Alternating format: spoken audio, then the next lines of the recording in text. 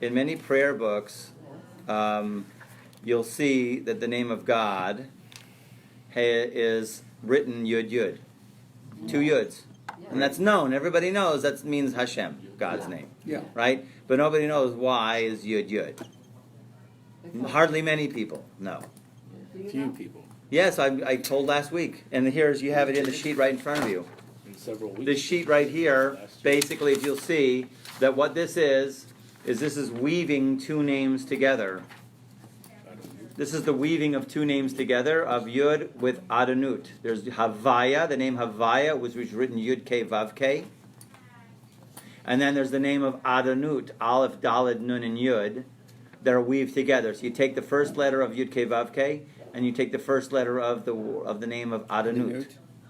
You take the second letter of Yud K Vav K, which is a Hey, and you weave that with the letter Daled of Adonut. Then you take the third letter and weave that with a third letter, fourth letter. So you see the first Yud and the last Yud, there's your 2 Yuds. Why in the prayer book is there 2 Yuds? Is because you are supposed to stop and think, oh my gosh, right?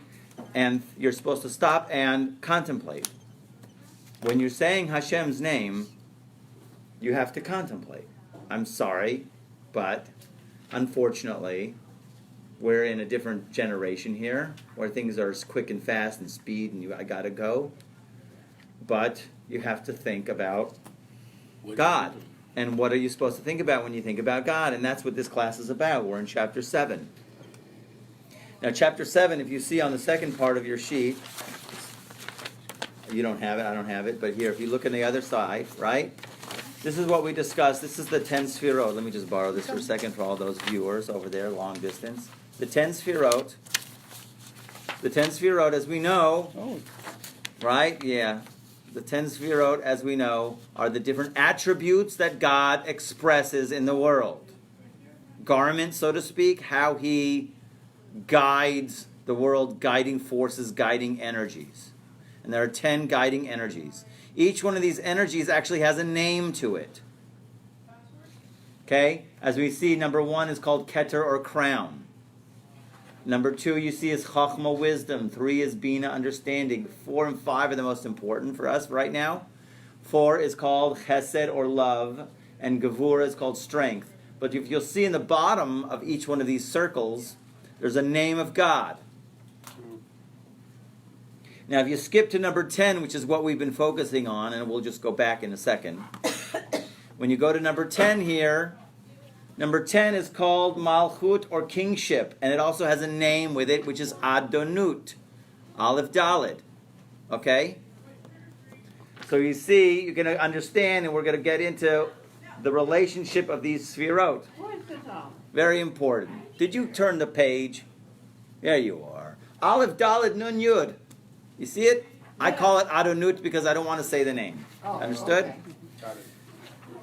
Okay, so what were we talking about last week? Let's just get back into it. Everybody take a deep breath.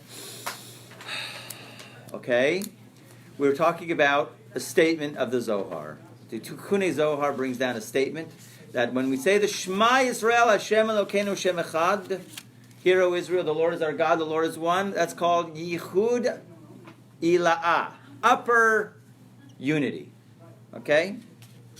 And when we say softly, that is called lower unity.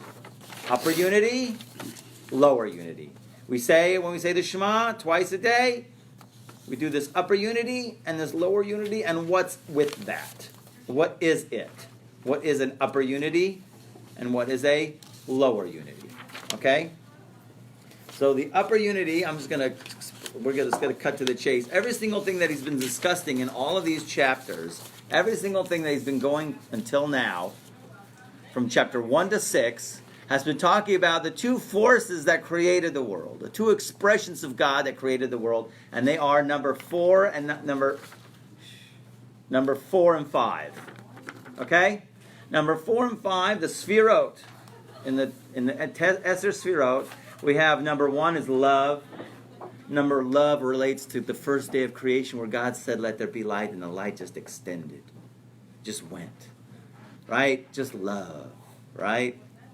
But then that love, it had to be restricted because otherwise all of creation was going to zap back into the light of infinity, of the Ein Sof. So he had to say, stop. He had to make the light to stop. The second day of creation, day number 2, Gevura, is we got to have a limit. There's got to be something else. Okay? And so that's called Gevura. And actually here, these names, this is the name of Elohim. We talked all about the name of Havaya, really this is Kale, and Elohim. Havaya really represents God's kindness, right?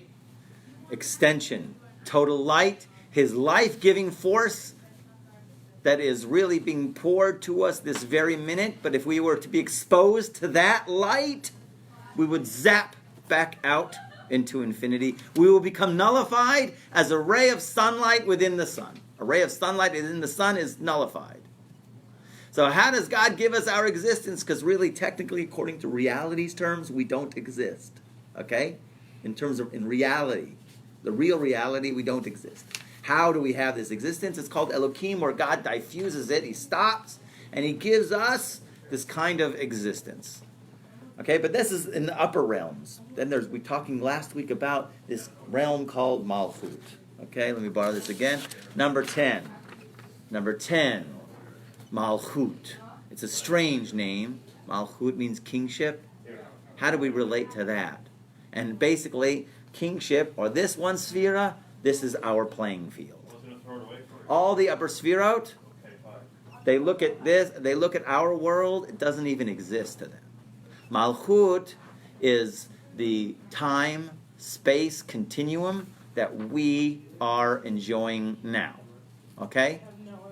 Time and space, we spoke about a little bit about last week, right? Time and space, God had to give us some kind of experience of autonomy, that we seem to be participating or involved or experiencing some independent existence, nature, all in the realm of Malchut. And he brings down the interesting line last week was, what the purpose of creation was for God to reveal his kingship. We were introduced to that concept last week. And we always have a problem with that, with kingship, because we don't know what a king is. Okay? We don't relate to a king. A president we have a tough time with, right? Always, right? And so how do we relate to, and so the Bala Tanya is explaining that the purpose of creation was for God to reveal his kingships. How do we understand that? We understand that that we have to become completely aware and accept that God is the source of everything. Okay? Acceptance of God's sovereignty means God is the source. Now, that might be easier for us to go ahead and think about. Okay? When we think about that and we contemplate that, when we say God is king, Hashem Melech, right? And we do use the term, and I did kind of phrase it last week, Ein Sof rules. Right. You can imagine yourself spray painting that all over West Belfort in the back of Tommy Chan's, okay? So, Ein Sof rules. Yeah, can you tell me what an Ein Sof is? What is Ein Sof, right? Just don't get caught, okay? We're going to do a campaign, right? Ein Sof rules, okay? What does that mean? Obviously, what does it mean? Ein Sof is the name of God, which represents unlimitedness, right? Ein Sof means no end, okay? So when we say no end is in charge, we can now take a step back, wake up in the morning, and go, thank you, God. Thank God we have a king.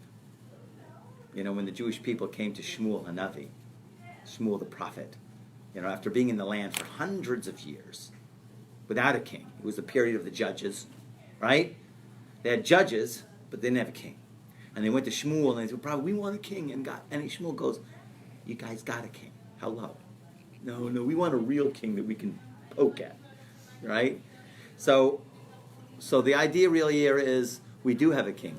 Can you imagine yourself? Wow. Now, everybody can probably relate to a boss. If everybody was ever, what do you call it? Employed, right? That nasty 4-letter word, employed. Okay. She's counting the letters. Okay. Yeah, employed. Okay. So, no, she's not. We all have a boss. So, okay, so you understand. Imagine you wake up in the morning and you have a boss that you love. You're in love with your boss. Everybody's serving something. I think it was Bob Dylan wrote a song. I don't think I ever heard it, but people told me about this song. Bob Dylan wrote a song. Everybody's serving something sometime, every time.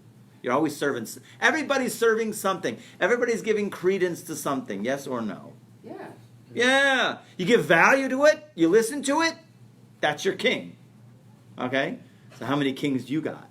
Okay? How many values do you base or run your life out of?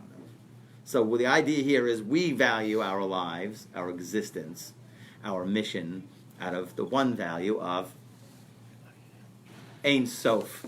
The unlimitedness, the unlimited creator is my king. Thank God I'm in love with my king. Can you imagine? Imagine yourself being in that state of consciousness. Okay?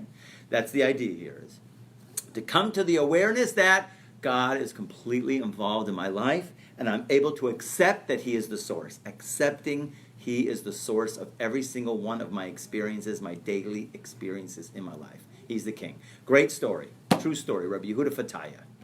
Rosh Hashanah. I probably shared this with you. Please, I'm sorry if I did already, but you'll indulge me and say as if it's a new story. Just nod and go, wow. Okay. So, Rabbi Yehuda Tanya, Rosh Hashanah. He's there with his guests around this Shabbos table, and the candles are lit, right? And somebody moves the table and the candles go down dark. And he says, Baruch Hashem, Hashem is the king. He decreed this. I accept. With love. Okay? The place is dark. His wife is coming in with a tray of fish. Because it's dark, she trips the tray of fish on the floor, right? Oh, he gets up to help her. He's in his white robe. He gets her and he's spilling and he trips too and he's got it all over. Baruch Hashem! First of all, when she spilled the tray of fish, he's like, thank you, God. God is the king. I accept. It must be good. If it's from the king, I love the king. He's the king. It's good. We're going with it. You can't even take this, right? Because you spilled the fish once. Okay? Dude. Anyways, he gets up. Okay, he gets the fish sauce all over him. This is from the king. Right? I accept. With love. Okay? He says that year, he had the most unbelievable, incredible insights that year, and success in all of his endeavors the entire year. Things that usually would take a long time to do went smoothly. Boom! His year, he never had such a great year. Rabbi Yehuda Tanya. Okay? Great story. And the idea here is all the time we have to do that. That's what it means by God wants to reveal. He made the creation in order to reveal his kingship. Okay? Malchut, the lowest of the 10 Sfirot, where we are in this space-time continuum. Okay? So, now, we got to go a little bit into what Yehuda Ilah is. Don't forget, the question was, what is upper unity? What is lower unity? Okay? So now, to give you in the sense of the Sfirot, I explained these Sfirot. By the way, the lower 7, we're not concerned with the upper 3. The lower 7, okay, are all have to do with mostly, we call it the emotional Sfirot, or the Sfirot that have to do with creation. So you have, what was this number? Sorry. 4, 5, 6, 7, 8, 9. Notice there's 7 for 7 days of creation. Each one relates to a day of creation. Each one relates to a tzaddik, a certain person who embodied these energies and lived according to these energies. Okay? So when you're in these 6 Sfirot, the world does not exist. Okay? The world does not exist. When you're in this Sfirot, right, then the world exists. So it depends upon perspective. Okay? Everything is about perspective. So in a Sfirot way, we're going to get into a deeper understanding of it. But from the Sphirotic way, we're just going to call this mathematically. When we call this, what do we call it? Yichud Ilah, upper unity. When we say Shema Yisrael, we're dealing with these Sfirot, or mostly these Sfirot. Okay, and I'll explain that in a minute. But when we're talking about Yichud Tata, we're going to be dealing with this sphera, from the aspect or the perspective of this. Either you're in this perspective of this, or you're in the perspective of this. When you're in the perspective of this, we say one phrase, God is all there is, which means we could become nullified. We don't exist.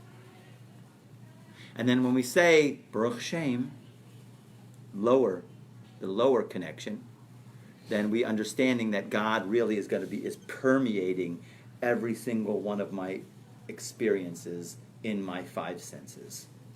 Okay? I have to give you a little bit of a introduction to this idea, and I'm going to bring from Rabbi Nachman, okay, and which is like almost unthinkable because I'm mixing Tanya with Breslov. I shouldn't be doing this because probably both rabbis are going to come after me, throw me under a bus, and sponsor a kiddush. Okay, okay. So the idea this is going to be great for you guys. You're going to appreciate this, but I'm going to deviate just a little bit, but it's going to give us an insight to this. Okay. The stories of Rabbi Nachman are the deepest stories. You could read them, and you might not understand them. They're trippy, totally, but they're the deepest of the deep, and they have an effect. I advise anybody who tells nighttime stories to their kids, right? I did it, and we loved it. We loved it. So there was the last story is called the story of the seven beggars. Maybe you've heard of it. Basically, I'm going to just give it to you in a nutshell. Once upon a time, there was a huge migration from one land to another because they believed in atheism, and people had to leave that land. They went through a forest, a huge forest, a lot of people. You talk about a huge migration. And in that forest was lost a child. 2 children got lost in the forest, a male and a female, as children, young children. Okay? And eventually these 2 children hooked up with each other, and they're trying to make it out of the forest. And they're through the forest trying to make their way out, and they have meetings. They meet consecutively 7 righteous people in the forest. And each one of these righteous guy had some bread. He gave them some bread, and the children were saying, "Take us with you." And he says, "I can't," later. And he gave them some bread, and he left. But he gave them a blessing before he left. He says, "I bless you that you should be like me." Now, each one of these meetings with these 7 beggars, each one they noticed had a defect. Each one. Like the first one they met, he was blind. A blind beggar in the forest. Right? Go figure, right? And he blessed them that they should be like him. And they're like, "Wow, that doesn't sound really good to me." And then they met a deaf beggar. Huh? What? Right? And he gave him some bread. "You should be like me." Not at the same time, one after the other, one after the other. And then they met one with a crooked neck, one with a speech defect, stammered. They couldn't get a word out. Took a 45-minute conversation just to get some bread, right? And the one with a hunchback, one with no arms, no hands, and then one with no feet. Okay, the last one, no feet. Don't ask me how he got through the forest. Okay? So in any case, each one of these beggars had a defect.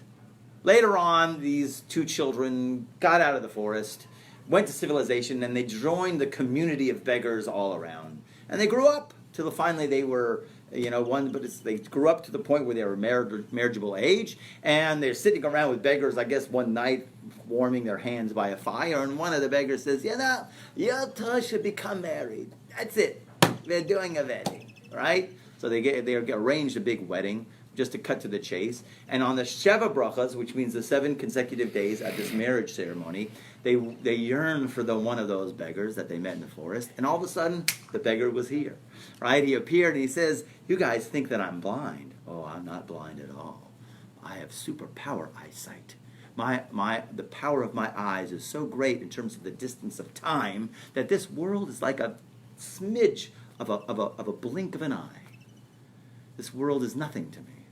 I do not see this world. You look at me as if I'm blind. No. I have unbelievable eyesight." And the same thing by the deaf beggar. "You think I can't hear? No. I have such superpower hearing. I cannot hear a deficiency in anything. Because this world is full of deficiencies. This world, don't hear anything going on. And the same thing with the hunchback and with the crooked neck and the person who stammered. Each one of these beggars symbolizes one of these energies. Don't forget, these tzaddikim were personified all of these energies. Okay, King David, of course, is the beggar without feet, and of course, Rabbi Nachman does not finish the story. He leaves only up till here. Number 6, the beggar without hands, explains massive stories, unbelievable, trippy. Okay, but this one he doesn't finish. Okay, he does finish it at another story, but in any case, the idea here is this. I just explained to you that these beggars appeared to be deaf or appeared to be blind, right? But really, they didn't see the world. Coming from their perspective, from the perspective of God's light, from the perspective of Havaya, Yud Kei Vav Kei, this world does not exist. So then when we say Hashem's name, we weave. The first letter is the Yud. That means the first letter of Yud Kei Vav Kei. That means the upper sphirot, the upper perception that nothing else exists other than God. And we weave it with this perception, which is the last sphirot, the sphira of Malchut. Okay? That's called upper unity. Okay? That's kind of where we are. I think we're on this page. It's the second page. Okay? Why do you say David is number 10? David is number 10. David is number 7. Where's that come from? That's everything. Sorry, I don't have it here. What? Where does that come from?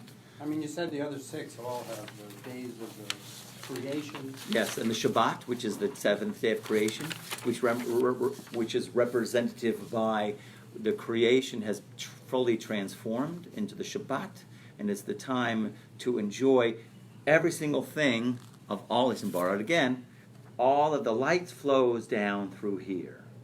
And really, this has no light of its own. It also is represented by the moon. Okay? It fluctuates. It has nothing of its own. So that's mankind. Yet mankind, and King David is like heading the transformation of mankind. He's the transformative principle. He turns darkness into light. It has nothing of its own, and is able to go ahead and take every single thing that it goes through and transform it. Okay? So that was upper unity. Upper unity is when we do the weaving of the names of God, starting from the Yud. Right? So here, let's just go back into that second paragraph. And this is the meaning of the intertwining of the letters of the name of Adonut with the letters of the name Havaya.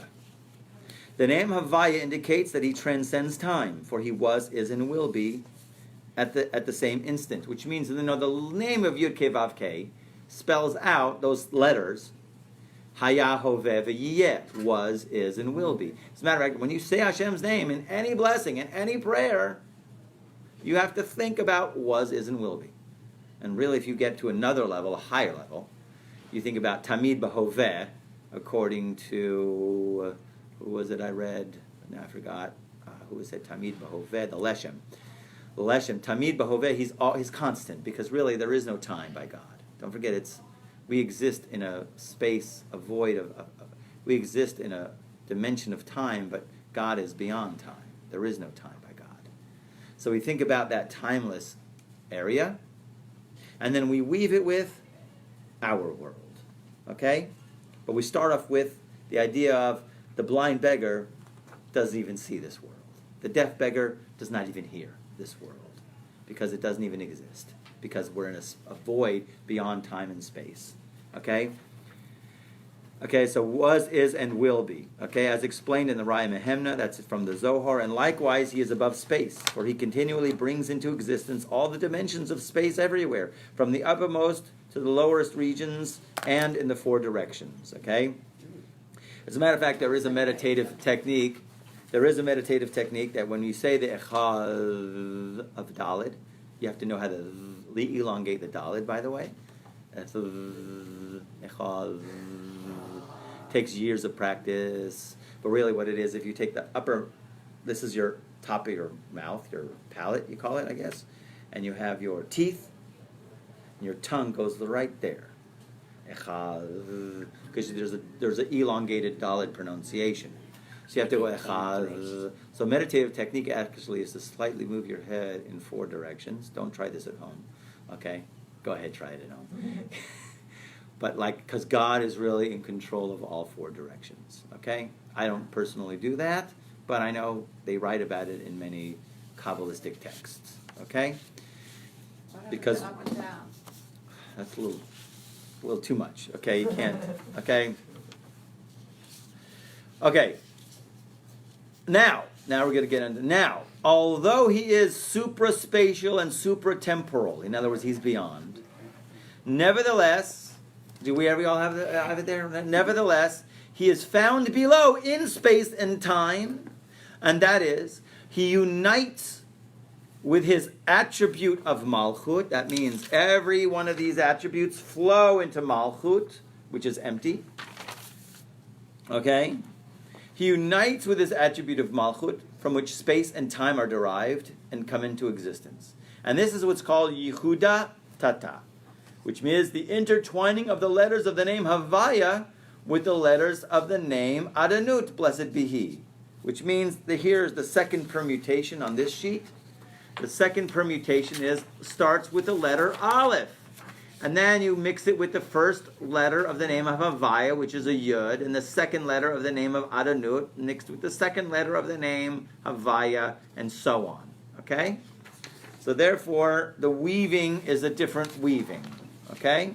Here you just have, it's almost the mathematical, I'm giving you, formula for what is upper unity and what is lower unity. The question is, how do we experience it? Okay? So, okay, and this is Yehuda Tata, the intertwining of the letters of the name Havaya with the letters of the name Adanut, blessed be he. His essence and being, may he be blessed, which is called by the name of Ein Sof.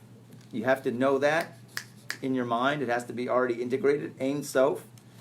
Sorry to pop Hebrew. He translated it as infinite. Completely fills the whole earth temporally and spatially, meaning in the time and space. He is filling in time and space in the heavens above and on the earth below and in the 4 directions. All are equally permeated with the light of the Ein Sof. Blessed be he. For he is on the earth below exactly as in the heavens above. So I look at it like this, right? God is all there is.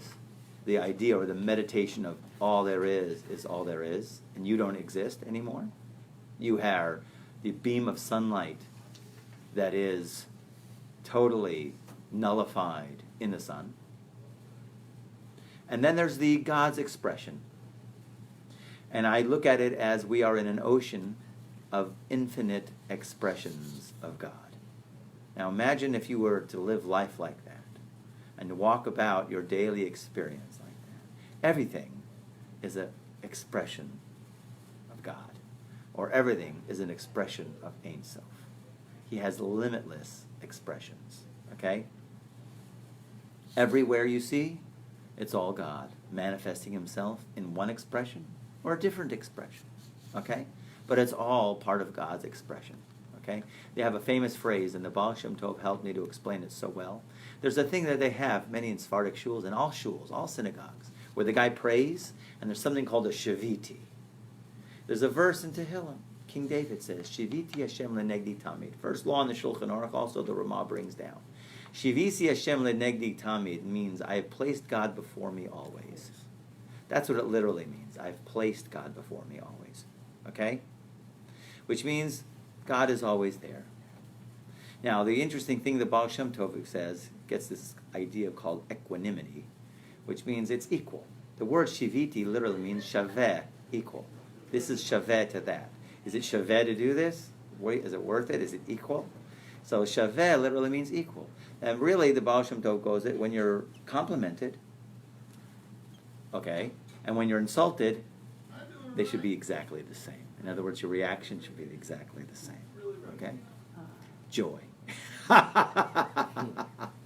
Imagine that. Somebody insults you and you're just as joyous as when you're complimented. And when you're complimented, you don't get ego because you understand I am just a vessel. I am just a conduit for God's infinite expression in this world. Okay? So it's all equal to me. Insults, compliments, and every single one of my experience is all God. He's expressing himself into my daily experience. You have a question? Yes, about the word shaviti. Is it related to the word for sit? For what? Sit. Shavu. Lo, different spelling. Shiviti is spelled Shin Vav, right? I think it's two Vav. Shiviti. That should be, I think it's a double vav. Double Vav, right? Shiviti Tet Yud. Okay? We have. It's a tough Yud or Tet Yud? I'm not good. Tough Yud, thank We you. have a Shaviti picture right as you enter the synagogue. Everybody's got one. Everybody's got one. It's important. You got to get a kosher one. There was once a story of the Baal Shem Tov, right? He was, we went to a synagogue and he left the synagogue. He's outside in the courtyard, pacing back and forth. Everybody's davening. He pulls over the gabbai. He says, "You got to tell the guy, the davening, he's got to pull that shaviti down because the guy who wrote it was not a kosher guy. He could tell by the thoughts of that he was messing up the Baal of prayers, the Baal Tefillah, the Chazan's thoughts because the guy who wrote that thing wasn't kosher. So take it down, and then I'll come in." That's next level. Okay. Isn't this the feminine side Yes, it is. where you have Bina? Mm-hmm. So the Chokhmah is the male side. Yes. And the Chokhmah, that's why it's a 2, gives birth to the Bina. Yes. Man, Abba gives birth to the Bina, to the- connects with Ima and gives her the seed in order for her to create everything below So it. the Bina comes from the Chokhmah impregnating Bina takes the Bina. seed from Chachma Right. and then gives birth That's right. to everything down. Yes. Okay? Is that Leah? Different, no. Anyways, let me continue. For all heaven and earth are within the dimensions of space which are completely nullified in the Ein Sof, blessed be He, which clothes itself, it's dressed, it's God dressed, which clothes itself in it through the attribute of His Malchut, that's the space-time dimension, that is unified with Him. May He be blessed.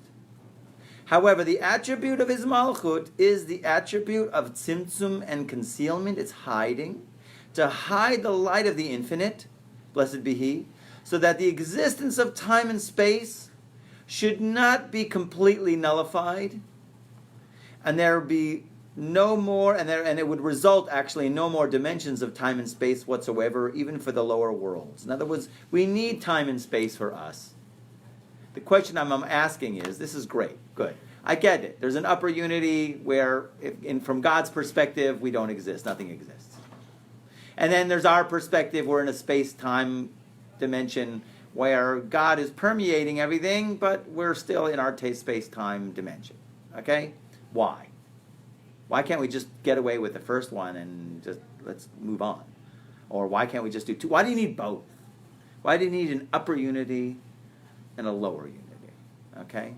The only answer that I have, perhaps, is we need space-time, we need teva, we need nature, because don't forget, we're very finite entities. We come from very finite. We have no idea what infinite is. We don't. Somebody, Rabbi Shechter, Zecher Tzadik Livracha, Rabbi Shechter gave me a really interesting concept of what it means, infinity, in a way you can get an imagery. You can't get an imagery, but he gave an imagery which is a pretty cool imagery, okay? If you can even just get a little doorway to it. He says, imagine the tallest mountain in the world, okay, Everest. Huge, right? Takes how many months to climb it, right? Huge mountain. And imagine once in every 1,000 years, a bird comes and flies to the top of that mountain, and he sharpens its beak on the rock on the top of that mountain, and then flies away. And then only every 1,000 years he comes and he sharpens his mouth on the top of that beak, on that rock. How long would it take to erode that mountain from him sharpening his beak every 1,000 years? Kind of like, oh man, I can't handle that. Okay? A long time. Okay? And that's That's like smek tabak in terms of what infinity really. We have no concept, okay? But yet, we need it. We need time, we need space to have, because we're childlike, we're finite. We need handles in order for us to come to the point where we will awaken to infinity. We're all in the process of awakening up to the infinite. But we need to have a little bit of a grip in order for us to be able to step off. We had to jump, okay? Push ourselves to go to a level beyond, to where we can start to wake up, partake of, experience the Ein Sof, okay? So it's all part of a platform. You need this one, you need that one, okay? Or maybe it could be an oscillating thing. Because a part of the, I feel a lot of things that work in our system in Torah has to do with like a lot of oscillating or waves. You know? The way I look at like the high holidays that happened this past season, I look at it as like waves. You know? Like here comes Shabbos. Here comes Rosh Hashanah. Here comes Shabbos. Here comes Yom Kippur. Shabbos. So here comes Sukkot. Here comes Shabbos. Here comes Sukkot. Here's Simchas Torah. Okay. So you either surf or you fight. Okay? In the great words of Robert Duvall in Apocalypse Now. Okay? You either fight the waves or you learn how to surf. Okay? So if you learn how to surf, you get a good ride. You get an experience. You get a next level up. You get a next level up. Okay? It's next level up. Higher and higher. But you got to know how to... Shabbos is a practice that the Hasidic masters... It wasn't just, yes, I'm observing Shabbos. Shabbos comes. Shabbos goes. Next. Right? It's not that. It's higher and higher levels with each and every Shabbos. Okay? It's higher and higher waves. It works in rhythms. So this is also, in a certain sense, it's a rhythm. You get upper unity, lower. You got to get the rhythm. Okay? Now, here we go. From the foregoing exposition, the verse, Ani Havaya Lo Shaniti, I am Havaya, I have not changed. I do not change. Right? Lo Shanisi, I have not changed. It's a verse, okay? Will be understood. Now we can understand that whole phrase, and it's a classic phrase, Ani Havaya Lo Shanisi, I do not change. God doesn't change when you think about it. And here's his understanding is, this means there's no change in him at all. Just as he was alone, prior to the creation of the world, so is he alone after he was created. And thus it is written, you were the same before the world was created. You have been the same without any change in his essence, nor in his knowledge. For by knowing himself, he knows all created things, since all come from him and are nullified in relationship to him. We don't exist in the eyes of God. We do because he loves us and he wants us to exist. But we have to have this kind of perception of God is all there is. We need that. So God basically is this oneness that before creation he was alone, and even after creation, he's alone. A certain level of consciousness that we need. I'm going to throw something at you that is so dynamic from the Baal Shem Tov in terms of his understanding of Ani Hashem Lo Shanisi, I have not changed. That he asks us a question. He says, you know, Bereshit bara Elokim et hashamayim et haaretz. In the beginning, God created the heavens and the earth. And he says there's something strange if you look in all of the Kabbalistic text, mainly the Ari. He says the language of when it went on God's simple will to make a creation, so then he did what's called a tzimtzum. Then he had to withdraw himself from a certain place where creation could exist. Because he filled all of creation in one simple unity. Now the question was, when it went up on his mind, when it went up on his simple will. So the Baal Shem Tov says, wait a minute. So there was a time where it wasn't in God's mind, and then it was in God's mind, right? What was he doing, playing backgammon before that? I mean, what was going on? Ani Hashem lo shanisi. I'm God, I do not change. So why did creation happen when it happened? When you think about it, you ever wonder? If God is all there is, and all there is infinity, and infinity is no time and no space. So what happened in terms of making creation, in terms of our time-space reality? Okay? How can it be? If I am Hashem, I do not change. I'm alone before, I'm alone after. So he understands this, and this is amazing if you grasp it. Okay?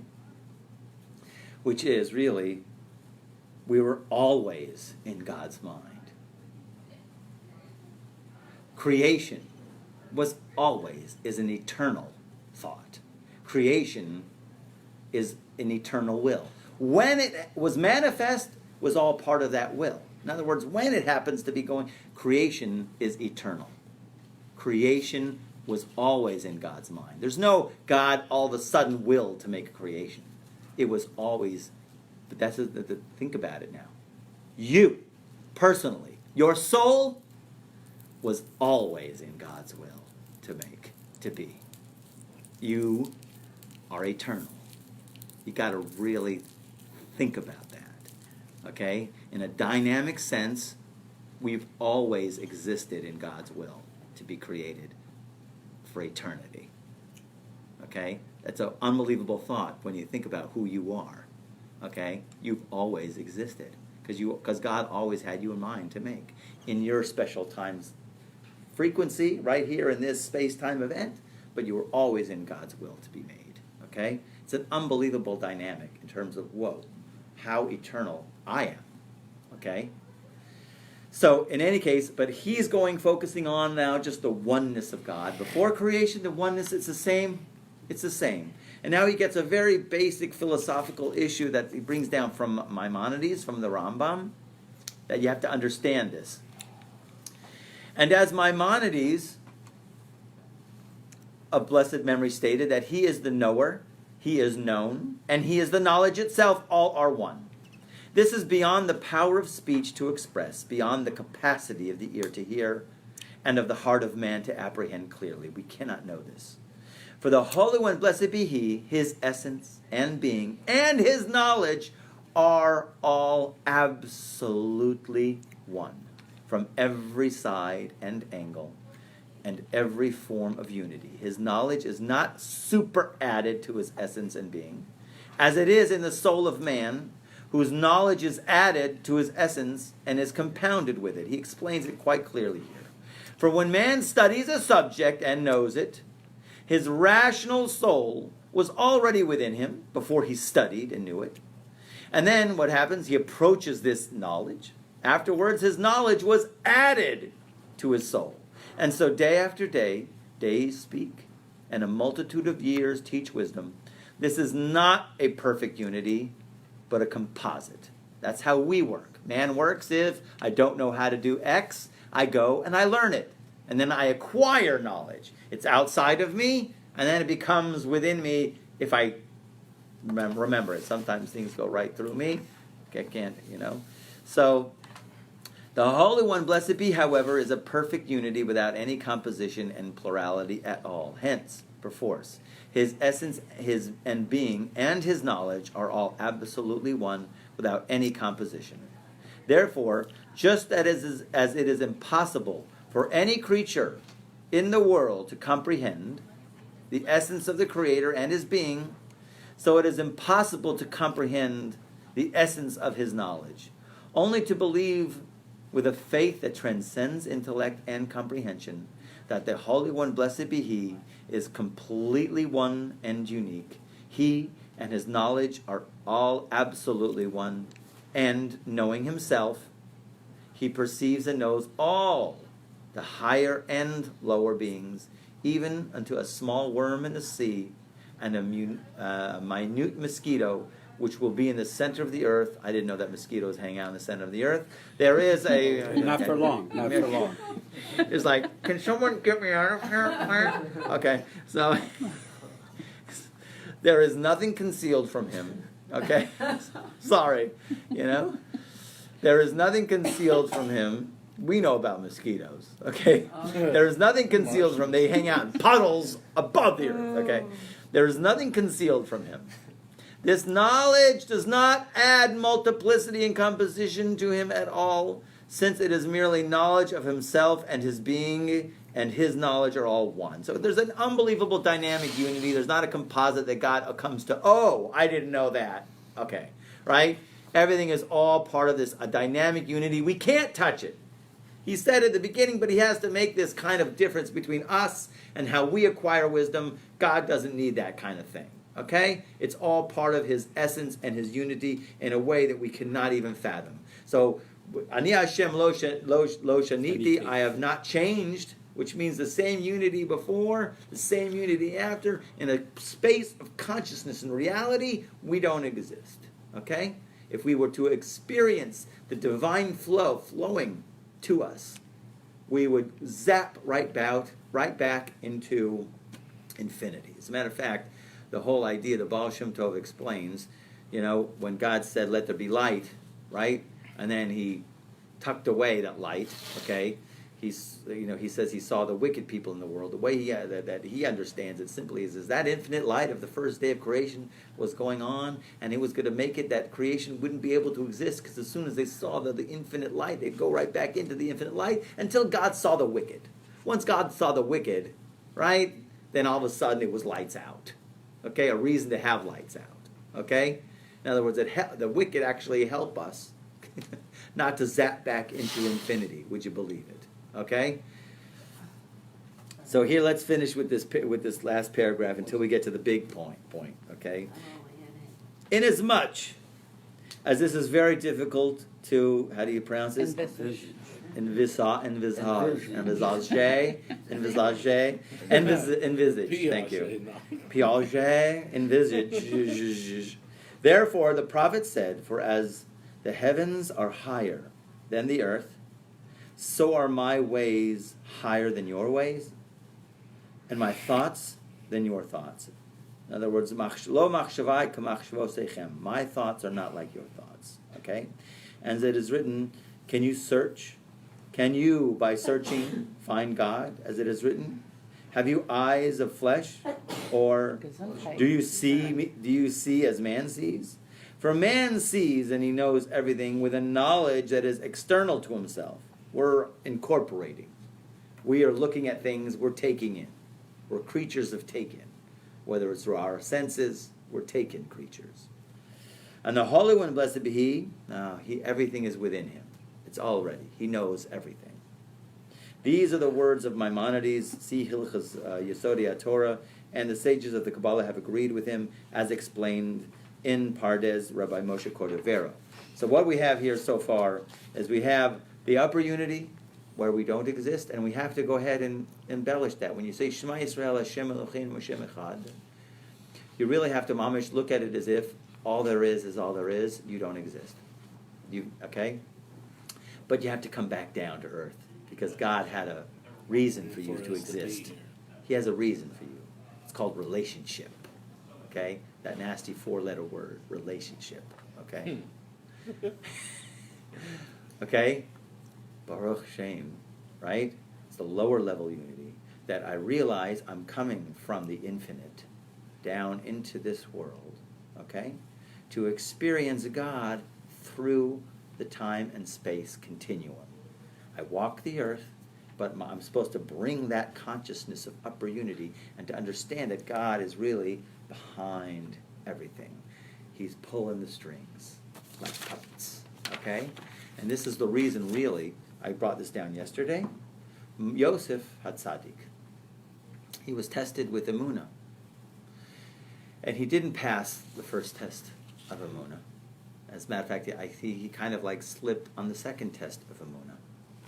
Emunah and Bitachon, trusting in God, and God is all there is. When he was running to go join his brothers, right? Hey, you guys! And the guys are, and the brothers are seeing Yosef come from the field, and they ate his guts. No, they wouldn't. They wouldn't like. They couldn't do that. It's like open field. There's some sheep and some guys, right? And what happens? The brothers are conspiring to kill him. Let's get him, right? Why are you speaking with Russian accent, right? Right? right?